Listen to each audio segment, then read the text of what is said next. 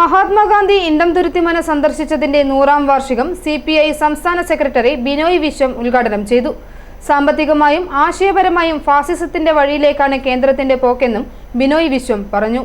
മതനിരപേക്ഷത എന്ന വാക്ക് മോദി മറന്നുപോയ ദിനമായിരുന്നു അയോധ്യയിലെ പ്രതിഷ്ഠാ ദിനം. രാജ്യത്തിന്റെ അധികാരി ക്ഷേത്രത്തിലെ പൂജാരിയായി മാറുന്ന കാഴ്ചയാണ് അന്ന് രാജ്യം കണ്ടത്.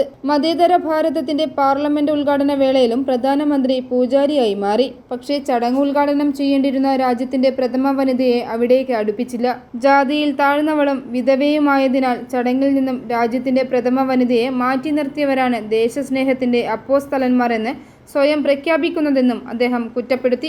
ക്ഷേത്രത്തെ കാണുന്നത് ആ അർത്ഥത്തിലാണ്.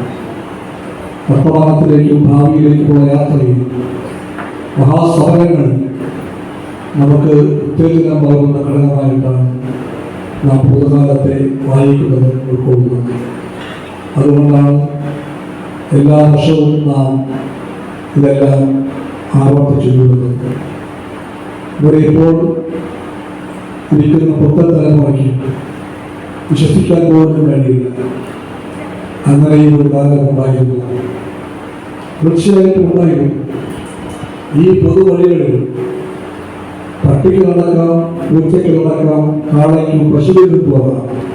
ഇന്ത്യ സഖ്യം എന്തുകൊണ്ട് ദുർബലമാവുന്നു എന്ന ചിന്ത കോൺഗ്രസിനുണ്ടാവണമെന്നും അദ്ദേഹം ചൂണ്ടിക്കാട്ടി. ചെത്തുതൊഴിലാളി union president advocate VB Binu അധ്യക്ഷത വഹിച്ചു. മുൻ മന്ത്രിയും കോൺഗ്രസ് നേതാവുമായ KC Joseph, CK Asha MLA, TN Rameshan, മുൻ MLA K Ajith, Suseelan, D Ranjith Kumar, Baburaj എന്നിവർ പ്രസംഗിച്ചു. i4 news, Ettumanoor.